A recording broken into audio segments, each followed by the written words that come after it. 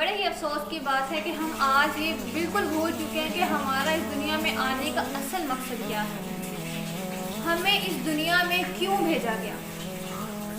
قرآن پاک میں اللہ تعالیٰ نے واضح بتا دیا ہے کہ انسان کو اس دنیا میں کیوں بھیجا گیا، اس کا اس دنیا میں آنے کا اصل مقصد کیا ہے۔ اگر کبھی ہم قرآن کھولیں، اسے پڑھیں، اسے سمجھیں تو ہمیں اس چیز کا احساس ہو کہ ہمارا اس دنیا میں آنے کا اصل مقصد کیا ہے۔ سورۃ زاریات میں اللہ تعالیٰ نے فرمایا وَمَا خَلَقْتُ الْجِنَّ وَالْإِنسَ إِلَّا لِيَعْبُدُونِ، یعنی میں نے صرف جنات اور انسانوں کو اپنی عبادت کے لیے پیدا کیا۔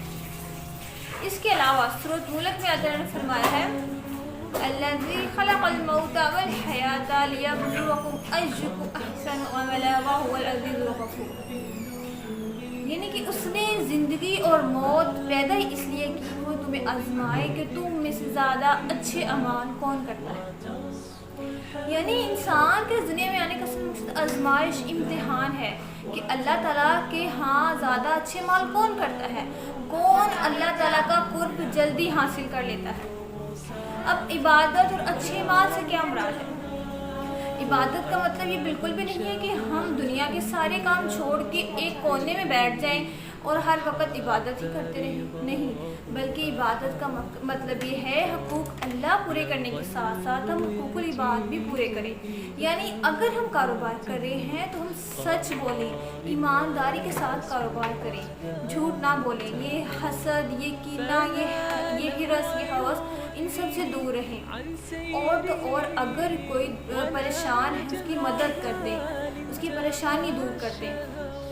اور اس کے علاوہ دنیا میں انصاف قائم کریں، دوسروں کے مال نہ کھائیں، کسی کے ساتھ ناانصافی نہ کریں، اور اپنے اخلاق اچھے کریں۔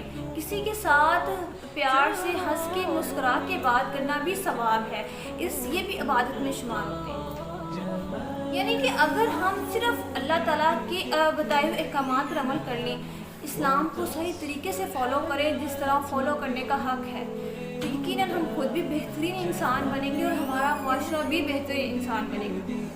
لیکن افسوس کیا؟ افسوس صرف یہ ہے کہ ہم لوگ صرف مٹیریلسٹک بن کے رہ گئے ہیں۔ ہمیں صرف ایک چیز یاد ہے کہ ہم نے زیادہ سے زیادہ بینک بیلنس کیسے بنانا ہے۔ اگر کسی دوسرے کے پاس زیادہ اچھا گھر ہے، زیادہ اچھی گاڑی ہے، بینک بیلنس میں وہ زیادہ ہے، تو ایسا میں کیا کروں کہ میں اس سے زیادہ ہو جاؤں، دولت میرے پاس اس کی نسبت زیادہ آ جائے۔ صرف ہمارا یہ مقصد رہ گیا، حالانکہ ہمارا یہ مقصد نہیں ہے اس دنیا میں آنے کا۔ ہمارا اس دنیا میں آنے کا مقصد صرف اللہ تعالیٰ کی رضا حاصل کرنا ہے، اپنے اخلاق، اعمال، کردار کو بہتر کرنا ہے، اپنی آخرت کی تیاری کرنی ہے، کیونکہ موت کا کسی کا کوئی اعتبار نہیں کب کس کو آ جائے۔ اس لیے یہ چند دن کی جو زندگی ہے ابھی بھی ہم کوشش کر لیں کہ اس کو بہتر کریں، اپنی آخرت کی تیاری کریں۔ اللہ تعالیٰ نے جو اعمال ہمیں جو احکامات بتائے ہیں، جس احکامات پر عمل کرنے کا حکم دیا ہے ہم وہ عمل کریں، اور جن کاموں سے باز رہنے کا حکم دیا ہے ان سے ہم بالکل دور رہیں۔ جزاک اللہ۔